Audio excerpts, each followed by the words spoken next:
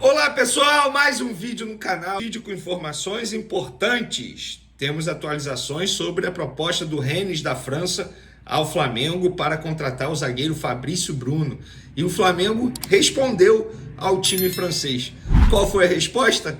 Nós contaremos no vídeo de agora. Temos também a atualização sobre a situação do Cebolinha. Preocupa, infelizmente preocupa, a verdade é essa. Não vou ficar aqui fingindo algo, não. Estou aqui para falar a verdade e a situação do Everton Cebolinha preocupa, sim. Tem também Marcos Braz falando sobre a negociação pelo meio atacante Claudinho do Zenit. Sim, a novela continua. Tem clima quente no Verdão depois da derrota para o Flamengo dentro do Maracanã. Torcida invadindo o CT, é isso mesmo. E também erros de arbitragem que vem prejudicando o Flamengo nos últimos jogos. Não vamos deixar de falar sobre isso aqui, apesar do Flamengo ter vencido. Isso tudo e muito mais no vídeo de agora, mas antes gostaria de pedir para você se inscrever no canal, dar o like no vídeo e também ativar a notificação para compartilhar, porque você ativando a notificação toda vez que eu publicar um vídeo aqui, você será avisado pela plataforma. Também não deixe de compartilhar o vídeo com os amigos, com as amigas. Galera, ajuda o canal a crescer cada vez mais. Se quiser colaborar de maneira financeira, tem o Pix na descrição. Então, solta o dedo no like, curte aí o vídeo com as informações de momento. Vou começar falando dos erros de arbitragem. No último jogo, pelo Campeonato Brasileiro, o Flamengo foi prejudicado. Eu falei isso aqui em vídeos anteriores. O Luiz Araújo levou um cartão amarelo de maneira injusta, porque o árbitro, na ocasião, achou que o Luiz Araújo fosse ser substituído por Gabigol e que o Luiz Araújo estivesse fazendo cera, demorando para sair de campo. O árbitro foi lá, deu um cartão amarelo. E o que aconteceu? Na súmula, ele disse que o Luiz Araújo reclamou de decisões da arbitragem, sendo que em nenhum momento o Luiz Araújo reclamou. O árbitro errou duas vezes. Errou no campo e errou na súmula. Agora o Luiz Araújo não pode encarar o São Paulo no sábado por conta desse cartão amarelo, porque ele estava pendurado. E aí, no jogo de ontem pela Copa do Brasil, um absurdo. O jogo ainda estava 0-0 no primeiro tempo. O Veiga deu uma entrada criminosa no Pulgar. Na transmissão, ainda eu tive que ouvir um ex-árbitro dizer que, olhando em câmera lenta, parece que foi forte. Com todo respeito a esse profissional, mas o que ele falou foi uma tremenda besteira. Inclusive, os ex-árbitros, eles têm uma mania de defender a classe deles, que é algo assustador. Qual o problema de falar sim, o árbitro errou, deveria ter sido expulso? Ou sim, o árbitro pode errar, mas o VAR tem que chamar para analisar o lance. E nada disso aconteceu. Depois do jogo, o Pulgar mostrou uma imagem de como ficou o tornozelo dele. É um absurdo.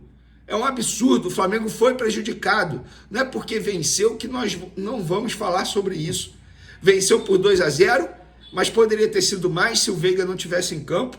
E o Veiga sendo expulso, o Veiga não jogaria a partida da volta na próxima quarta-feira. Seria um desfalque absurdo para o Palmeiras. Então o Flamengo está certo na figura do Bruno Spindel de ter reclamado ontem antes da entrevista coletiva do técnico Tite.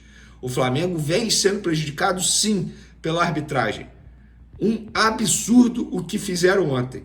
O que o VAR estava fazendo na hora para poder não chamar, para poder verificar o lance? Até a gravação desse vídeo aqui, a CBF não havia divulgado os áudios do VAR para poder explicar o porquê não chamaram o árbitro para poder analisar o lance lá no vídeo. E nessa quinta-feira o clima esquentou lá no Palmeiras. O Palmeiras até emitiu uma nota oficial. É isso. A Sociedade Esportiva Palmeiras informa que integrantes da torcida organizada Mancha Verde invadiram a academia de futebol na tarde dessa quinta-feira. O clube acionou prontamente a polícia para que o grupo fosse retirado do local.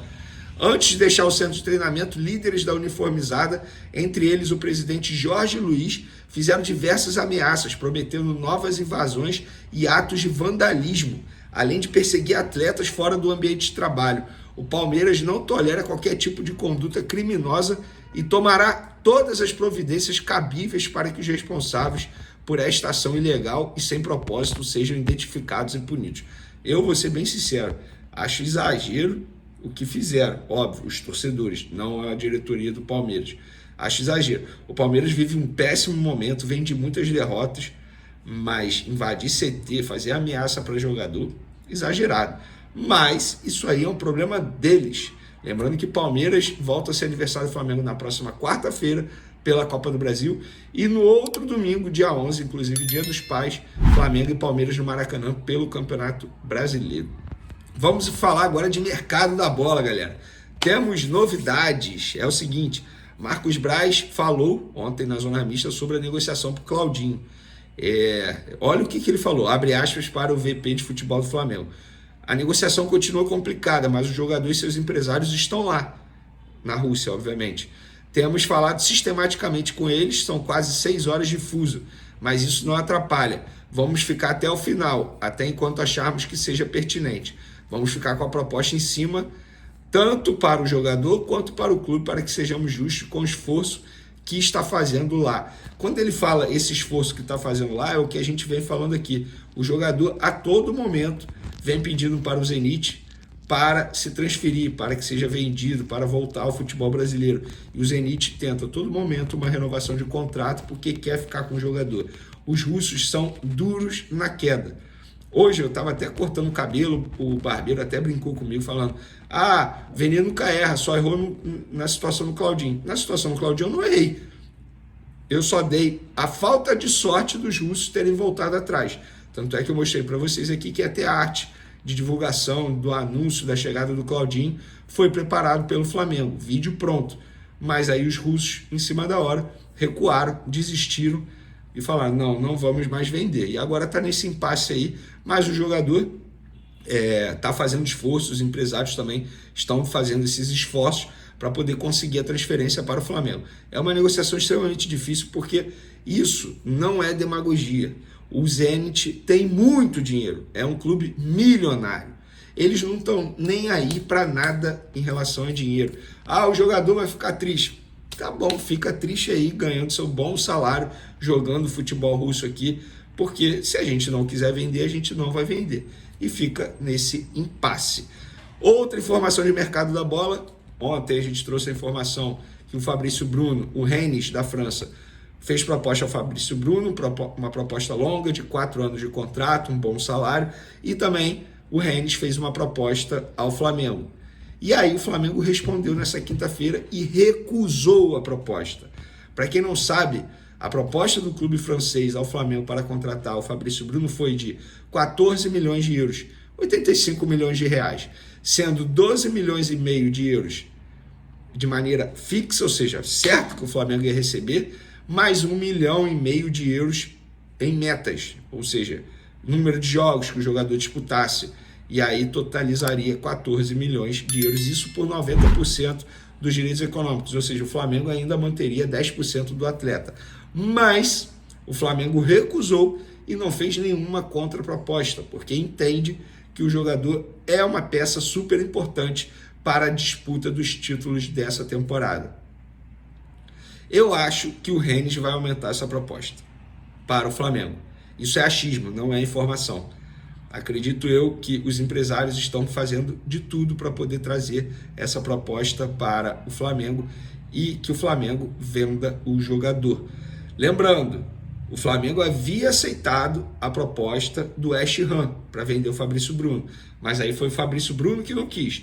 No caso do Rennes, beleza, o jogador topa, mas aí o Flamengo tem que aceitar, e o Flamengo não aceitou até o momento.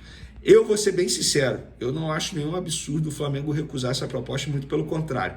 O Flamengo é um clube que não precisa de dinheiro em caixa, o Flamengo é um clube que está brigando por 3 competições importantes, Copa do Brasil, Brasileiro e Libertadores. Fabrício Bruno é peça importante, jogador titular hoje com o técnico Tite. Mas com esse dinheiro pode contratar outro. Beleza. Quem te garante que esse outro vai chegar e vai jogar tal como o Fabrício Bruno vem jogando? Vai se adaptar rapidamente nessa temporada? Tudo é uma incógnita. Então o Flamengo está priorizando, obviamente, o ganho técnico, não o ganho financeiro. O Flamengo recusou uma proposta aí recentemente pelo Matheus Gonçalves, do Red Bull Bragantino, e vai recusar se achar que não é uma boa oferta. Hoje, para tirar jogador do Flamengo é muito difícil. O Flamengo vive uma saúde financeira muito bem, obrigado, e não está desesperado para vender jogador. É isso. Para finalizar nosso vídeo, galera, Cebolinha, a situação do Cebolinha, ele ainda sente dores no local. Everton Cebolinha, postei nas outras redes sociais. Everton Cebolinha fará exame amanhã, sexta-feira, para saber a gravidade da lesão muscular no músculo posterior da coxa direita. Hoje o atacante fez tratamento em casa e também sente dores no local. Fez em casa e também no CT, tá? E sente dores no local. O camisa 11, portanto, deve ser desfalque no Flamengo no jogo de sábado diante do São Paulo, no Morumbi, pelo Campeonato Brasileiro. Confirmada essa lesão muscular, será a terceira do Everton Cebolinha no ano, ou seja, em 7 meses. Além desses 3 problemas musculares, ele teve problema no tendão e também no quadril recentemente. Então o Everton Cebolinha, tecnicamente falando, está muito bem, mas fisicamente está sofrendo bastante. Eu não acho normal um jogador como ele, quando eu falo como ele é atleta, no sentido literal da palavra. Ele se cuida fora das 4 linhas, ele faz o treinamento invisível, que as pessoas gostam de dizer, em casa com o fisioterapeuta particular, segue nutricionista, todo um plano alimentar, é um cara que se cuida muito. Então não é normal o Everton Cebolinha estar sentindo tantos problemas físicos. Eu acho que ele, o staff dele, precisou conversar com o Flamengo para entender o que está acontecendo. Bruno Henrique provavelmente volta no jogo de sábado contra o São Paulo. Então, teoricamente, entra na vaga do Cebolinha aí na ponta esquerda. Vídeo com informações, obviamente, do Flamengo, que encerrou a preparação para pegar o São Paulo. E com o time, olha, um mistão, hein? O Tite esboçou o time titular para pegar o São Paulo nesse sábado, jogo 9h30 da noite, no estádio Morumbi. Um mistão, um time bem alternativo. Vou dar um spoiler. Gabigol vai ser titular, é isso mesmo. E aí a gente vai trazer todas as informações sobre esse time titular para pegar o São Paulo. E eu vou querer saber de vocês, torcedores. Vocês concordam com a decisão do técnico Tite ou não? Vocês fariam diferente? A gente vai contar já já. Tem novidades tanto ruim quanto boa na lista de relacionados do Flamengo também. E tem também novo candidato à presidência do Flamengo. É uma figura extremamente importante nos bastidores da Gávea. É isso mesmo. E tem novidades sobre o terreno para a construção do estádio próprio também. A gente vai falar sobre isso. Isso tudo e muito mais no vídeo de agora. Mas antes, galera, você que está buscando aí casa de aposta para fazer aquela fezinha, aquela aposta, corre no site da KTO, eu tenho certeza que vocês vão gostar bastante. A KTO, lá na KTO você vai encontrar os melhores odds, os melhores mercados, tudo que você necessita para fazer aquela fezinha bacana. Tem Olimpíadas rolando, tem Campeonato Brasileiro esse final de semana. Nossa, tem muita coisa no site da KTO, aproveite, não tem só futebol, tem outros esportes. Corre lá, porque eu tenho certeza que vocês vão gostar bastante. Essa é a dica preciosa do Venezinho. E o melhor, utilizando o cupom VENE, ainda tem direito a free bet. O link está aí na descrição. Beleza? Tamo junto? Antes de trazer as informações, quero deixar aqui uma mensagem de apoio à família do Adílio. Adílio, ídolo da história do Flamengo. Está passando por uma dificuldade aí em relação à saúde, está internado, lutando contra um câncer. Adílio, familiares, amigos, força. Se Deus quiser, vamos conseguir passar por esse problema de saúde aí. Então, ele está internado no hospital aqui no Rio de Janeiro. Espero que tudo se resolva e que ele fique bem. Adílio é um cara sensacional. Todas as vezes que eu tive a oportunidade de conversar com esse ídolo rubro-negro, ele sempre me atendeu muito bem.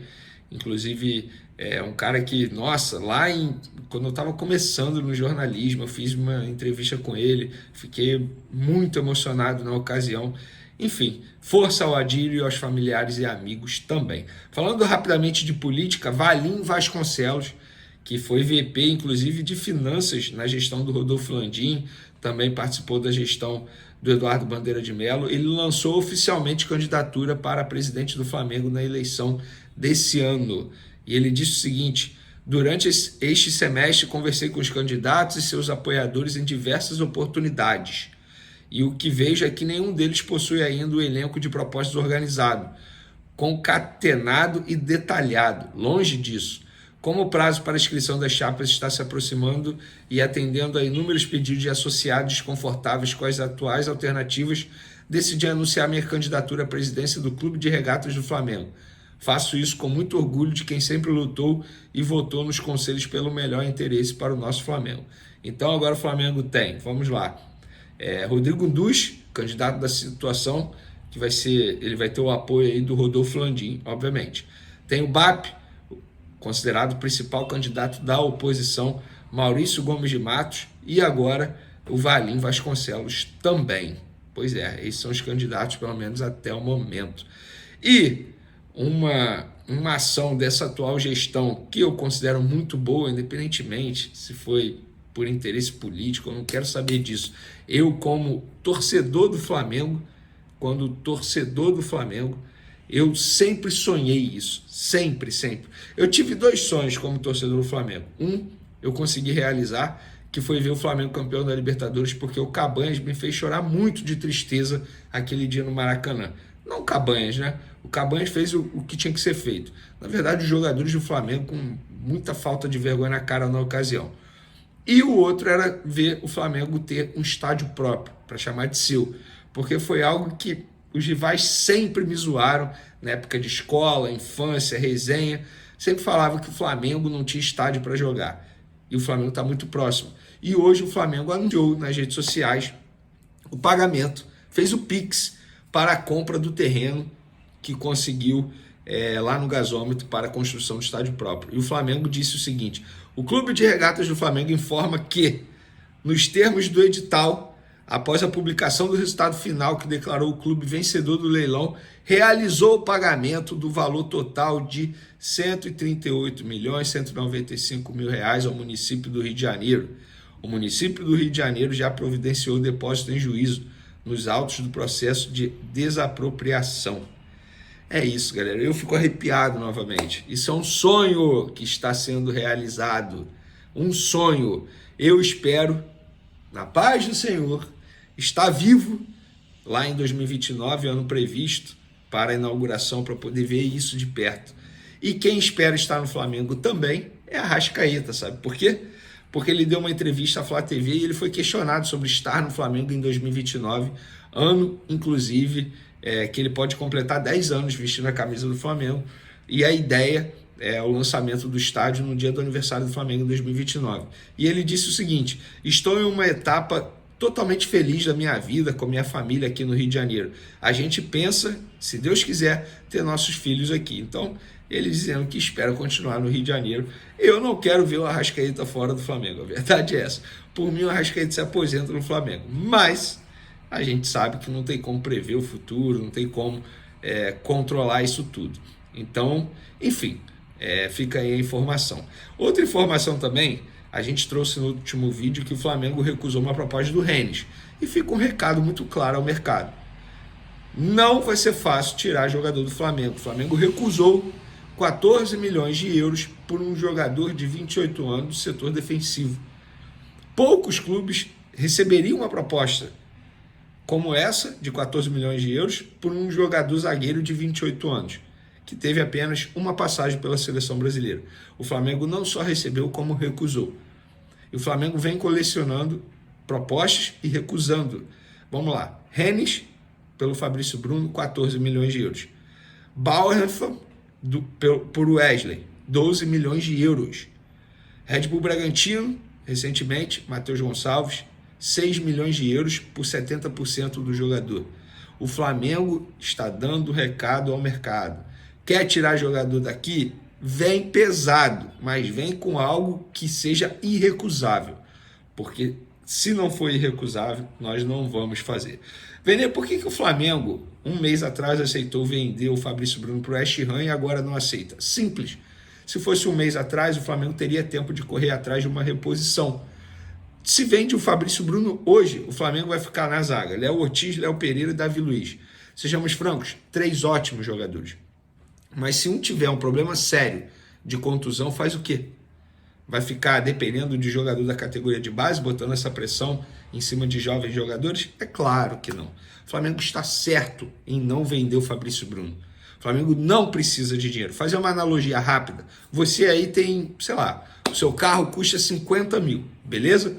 Mas, cara, você não quer vender o seu carro, você não está precisando de dinheiro, graças a Deus, Você está tranquilão, sua saúde financeira está tranquilona, e o seu carro ele vai te atender muito mais agora, nesse momento, do que você vendê-lo.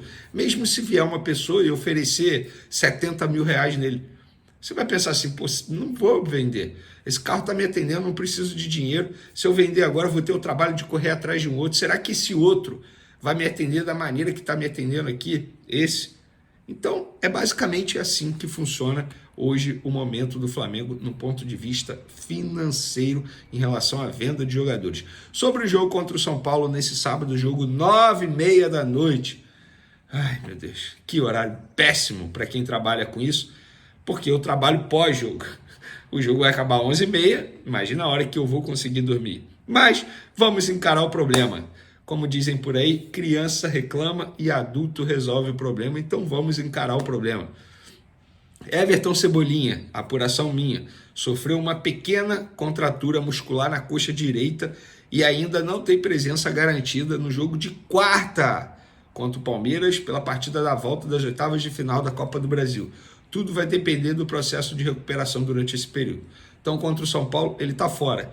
O Flamengo não divulgou isso, mas eu apurei com fontes do hospital que ele realizou exames médicos, que foi uma pequena lesão, não teve nem grau, foi uma pequena lesão, mesmo assim, no músculo. Mas é a terceira lesão muscular dele em um período de 7 meses. Algo precisa ser reavaliado, porque não é um jogador que sofre tantas lesões assim. Eu fiz um levantamento rápido, na época de Grêmio, ele teve uma lesão muscular. No Benfica, em 22 meses, uma lesão muscular.